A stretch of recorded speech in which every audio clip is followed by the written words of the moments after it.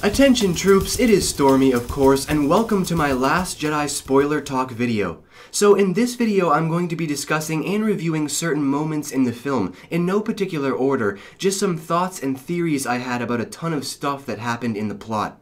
Now, after several viewings, I think I have a pretty good idea of the balance that exists between the people that didn't like it and the people that love it, so hopefully this video will help a lot of people understand. And of course, feel free to leave all of your thoughts and opinions down below after the video is over. So let's start off with something that I really did enjoy about the film, which is the entire opening. I mean, the opening of this film is so epic. The evacuation of Dakar was so well directed, so well executed, so entertaining, so exhilarating. I was on the edge of my seat the entire time, in awe of the beauty. And that Dreadnought-class Star Destroyer left me in shock when it came on screen. I was so impressed by it. And of course, Poe tying the entire thing together with his amazing piloting skills. Well done, Rian Johnson. Well done. Now, something that I want to talk about right away is a huge plot point in this entire film, which is Snoke's death. That's right, guys, Snoke is dead. Now, at first, I was really upset about this because of all of the theories that I constructed around him, but you know what, guys? Snoke was just a placeholder for Kylo Ren. He was a giant red herring, because at this point, nobody knows who he is, which is good from a certain point of view because Kylo Ren is the heir apparent to Darth Vader, and when you think about it, what would Vader do in this situation? He would do exactly that. But the question still remains. Who was he? He was super powerful in the Force, lots of knowledge and wisdom, so what was his backstory, right? Unless the regeneration theories were correct after all, because if he was regenerated before, he can do it again. His body is like an avatar, much like Luke's. So what if the First Order went back to cloning? What if Snoke adapted one of the Emperor's old plans to make multiple copies of himself? And I'll touch on this in a little bit, but I can't leave this segment, of course, without talking about Andy Serkis's captivating performance as Snoke. He was brilliant as Snoke, and I cannot wait to go back and see him again. Now, the other big plot point that I have to talk about right away is Luke's death. That's right, Luke and Snoke are both dead, which is something that was very surprising to me. I mean, Luke's ending was appropriate, and it was very beautifully done, but completely unexpected. Because, my biggest question from this whole situation is, Luke didn't train Rey. She had an iota of training. She barely received anything. So with Luke gone, who's gonna train Rey? But you know what, I did really enjoy Luke's overall sacrifice and the overall ending of the story because that's what he did. He sacrificed himself, going to Crate, allowing the Resistance to escape so that it can be reborn. So, this means now the new Jedi will start with Rey with whatever kind of training she wants to pass down. One of my biggest problems that I initially had with the film was Rey helping Kylo Ren. My problems with Rey started when she first arrived on Ahch-To and first started speaking to Luke, talking about the Resistance and the Republic like she knows what's going on. And of course, she does know what's going on, but, Rey just got there from Jakku. Why is she there? Why is she so important? Why is she so special? The same questions that Luke kept asking her.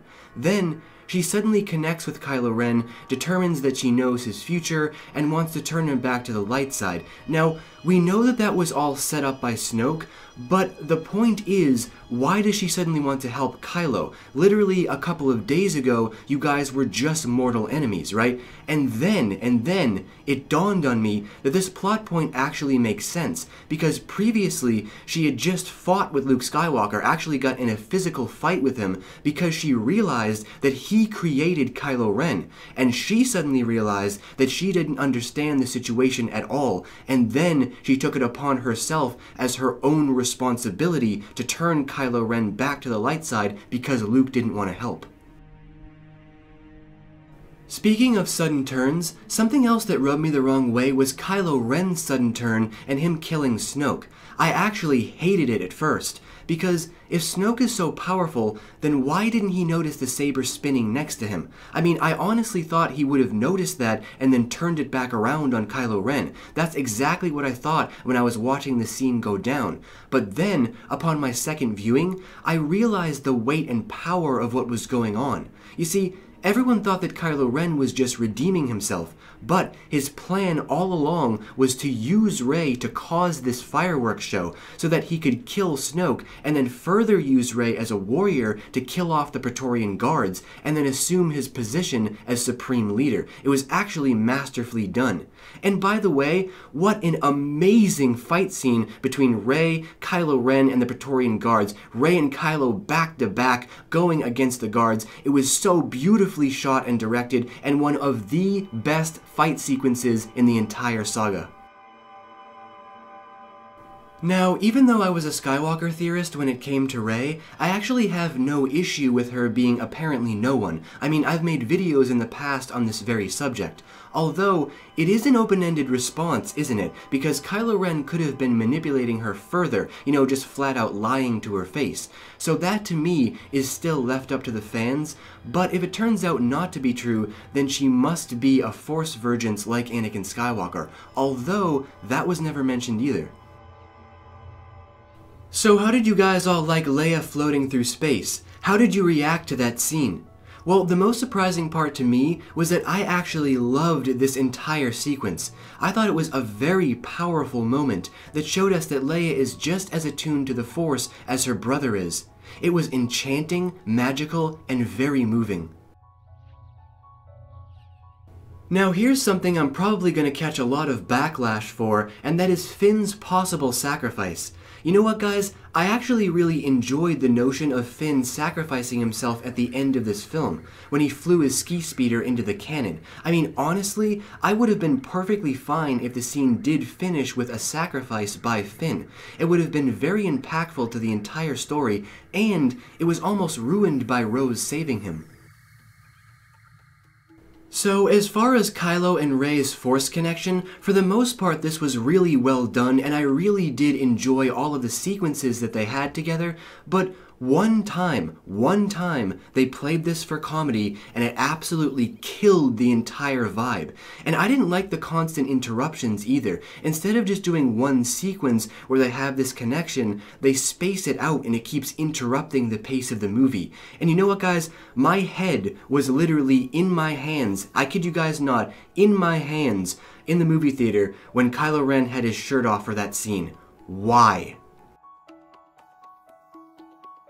One of my new favorite parts of this movie is Yoda's cameo, and the reason I say new is because the first time I saw it, I really didn't like it. I thought it was an awful and shoehorned in cameo, but on my second viewing, I loved it. I thought that everything that happened in the scene was appropriate, even the direction. I mean, Yoda burning the books and then cackling about it, Luke and Yoda sitting by the fire as the tree burns, but take a look at this picture here. This picture here was actually taken by someone in the theater. This is the actual puppet that they use for Yoda. Now, to me, this puppet looks very, very different than the puppet in Return of the Jedi. It looks drastically different, and I'm still questioning why. What do you guys think?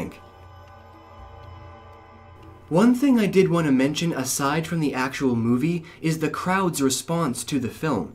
Now, this film is supposed to be very funny, but on both viewings, I went on Friday and Saturday to a packed theater, there was hardly any laughter, and I'm dead serious, guys, hardly any.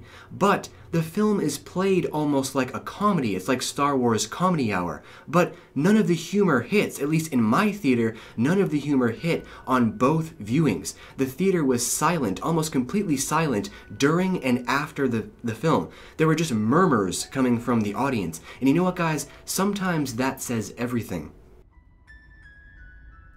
Now, one thing I still stand by from my Fresh from the Theater reaction video is the sometimes poor writing and dialogue.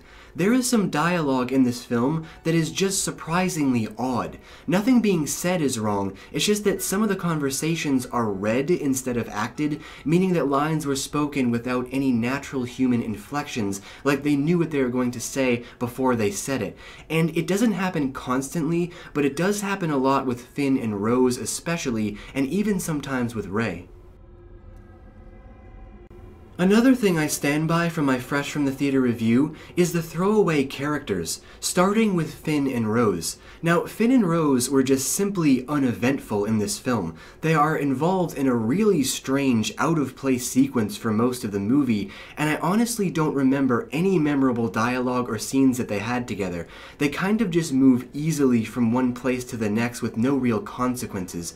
And, you know, this was a film where Finn was supposed to be way more developed as a character, and all we got was one scene where he questions his allegiance for just a split second, and that was just not enough for me. And Rose, she was supposed to be the new Luke Skywalker, they said, of this film, but you know what? She was just a person along for the ride. I mean, Kelly Marie Tran did a very excellent job of acting, but there was just no direction for the actual character of Rose.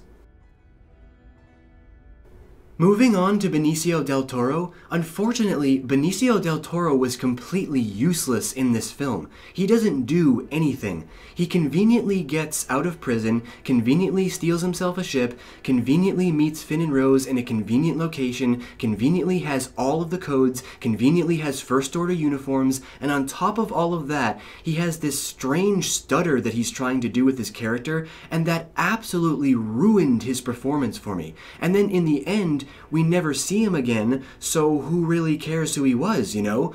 Oh, and by the way, guys, did you hear his name mentioned one time? Because I certainly did not. As for Laura Dern, I actually did not care for her in this role at all. I think that Vice Admiral Haldo was completely miscast because she just had no authority, and once again, she was given no backstory, so we don't know who she is or why we're supposed to care about her. And I just didn't get the same feeling from her that I did from the rest of the characters. She just seemed out of place to me. But she did have one of the best death scenes in the entire Star Wars saga and one of the most epic sequences since the Death Star destroying Jedha. Although, I do think it's a bit nonsensical for a Vice Admiral to stay behind instead of a soldier. Now, as for Captain Phasma, what can I say, guys? We were lied to again. They kept saying she has a way bigger role in this movie, she has more screen time, etc., etc. Well, no, she doesn't. She just does more activities.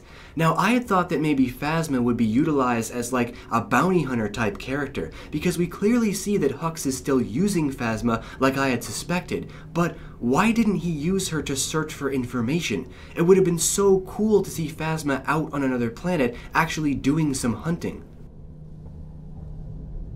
So, something really massive that we learned about the Force itself in this movie is that now they have introduced something that I will call Force transference into the current mythos. Now, we see this when Kylo Ren wipes the water from his face after making contact with Rey on Ahch-To, and then Luke bringing the dice to Leia.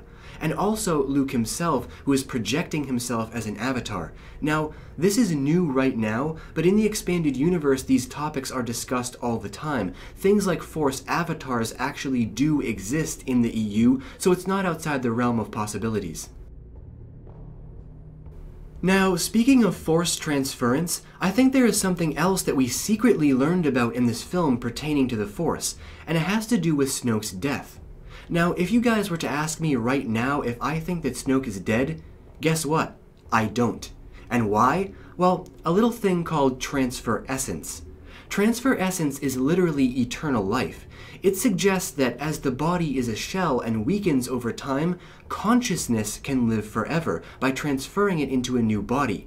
Now, as wise and as powerful as Snoke is, I think one more thing they may have adapted from the EU is Sidious's cloning story. There might actually be many clones of Snoke, because we do know that Snoke is incredibly powerful with the dark side of the Force, and this ability is described as a radical dark side Force power. And that, of course, would lead right into our plotlines for Episode 9. Kylo Ren maintains his status as the unhinged leader of the First Order, but at some point, Snoke is revealed to still be alive and in another body. That way, we can create this interesting triangle conflict between Kylo and Snoke, with Rey most likely gathering forces to defeat them, while at the same time, Snoke is after Rey as well as Kylo Ren. Another aspect of this film that was completely missing were the Knights of Ren. Guys, where were the Knights of Ren? A lot of people had speculated before that the Knights of Ren had their time in The Force Awakens, and unfortunately, it looks like they ended up being correct. And to be honest, this is something that I really didn't like, because I was waiting to see a fight scene between Luke and Rey and the Knights, or at least something epic like that, but they weren't even mentioned. So unfortunately, it looks like they won't be featured anymore unless they bring them back for Episode 9, which would still be interesting because you can continue to build the mystery. One more thing that I really enjoyed about this film was John Williams' score. I thought it was a masterfully done blending of old and new soundtracks. Didn't sound like there were too many new tracks, but the way that the music was synced up with the battle sequences or the emotions that the characters were going through, it was in many ways the spine of the entire film, giving it a lot of depth, magic, and emotion. So now, as we come to the end of this video, let's talk about the overall ending of the film. How did things wrap up, starting with the Battle of Crait? Now, we've been looking forward to the Battle of Crait since we saw the red sand rising up behind the speeders, and I have to say, I was very entertained by how rustic and haggard the ski speeders were. I loved that scene of Poe putting his foot through the floor, and how they flew, and how they were so weak against the walkers, but the battle itself oddly felt a little bit short, almost like we didn't see the walkers much more than we saw in the trailers, you know? Like, we didn't see the inside of the walkers, we didn't see the actual drivers of the walkers, and they didn't do anything particularly cool except for later on, and we'll get to that. But I was expecting more dynamics to go into the battle, maybe to have the ski speeders last a little bit longer on the battlefield, have them take out one walker or something like that, but again, that's being nitpicky because this entire sequence was once again masterfully directed. Now, by far my favorite sequence in the entire film is when Luke finally comes back to Crait. We get a very touching scene between him and Leia, which everybody has been waiting for a long time, and then we get what I would describe as a Star Wars-style Western standoff with the Walkers, Kylo Ren, and Luke facing each other as the sun sets on the battlefield. And the battle that ensues is not only perfectly choreographed and executed, but extremely meaningful and powerful, as Luke explains to Kylo in the end how he, just like Obi-Wan, will only become more powerful than he could ever imagine if he were to strike him down. And yes, my friends, I believe we will see Mark Hamill back as Luke once again, but this time joining Yoda as a guiding Force ghost. And by the way, I cannot go without mentioning Adam Driver's electric performance throughout this entire scene. He was captivating. Now, as the film came to a close, this is where I was simultaneously the most confused and intrigued. Because, first of all, guys, Leia doesn't perish. Luke was the one that disappeared. So how exactly is this storyline going to continue in Episode 9? I mean, I said this in my initial reaction video, that the last scenes in this movie feel like they could have been the last in Episode 9. So I'm not saying that there's not more stories to tell, obviously there are, but it was just so unexpected to see Luke disappear and Leia live on somehow through Episode 9. I mean, unless she's immediately written out of the script at the beginning of Episode 9, but then doesn't that feel messy or disorganized to you? Really interested to hear what you guys have to say about that. Leave all of your thoughts and opinions on that matter down below.